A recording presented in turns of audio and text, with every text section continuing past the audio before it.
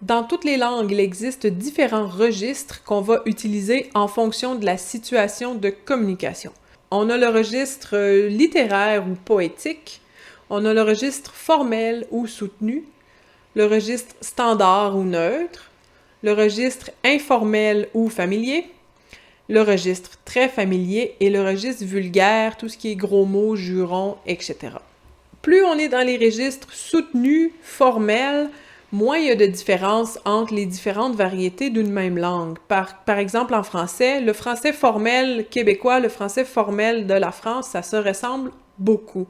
Il n'y a pas tellement de différence de vocabulaire, il n'y a pratiquement aucune différence de grammaire. La principale différence, ça reste la prononciation, l'accent.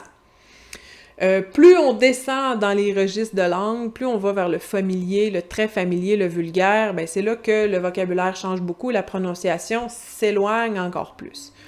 Bien entendu, le cours Comprendre les Québécois, ça porte surtout sur la langue familière, la langue informelle, même la langue vulgaire, parce que c'est là que les différences apparaissent et que les difficultés apparaissent. On pourrait penser que les registres plus soignés sont mieux, sont meilleurs que les registres moins soignés.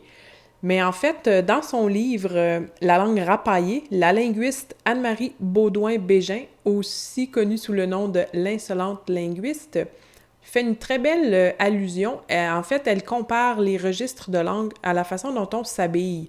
Est-ce qu'un smoking tuxedo, c'est mieux qu'un coton ouaté? Ben pas nécessairement, ça dépend de la situation. Si je vais souper dans un restaurant chic, effectivement, la robe de soirée, le tuxedo, sont mieux. Mais si je suis chez moi à regarder un film, ben mon coton ouaté fait très bien l'affaire. Donc, les registres de langue, c'est un peu comme la façon dont on s'habille. C'est vraiment plus une question sociale, une question de normes, de code social que de langue en soi. Il faut donc être capable de choisir le bon registre de langue en fonction de la situation de communication. Si je suis dans une entrevue, j'utilise une langue soignée, formelle.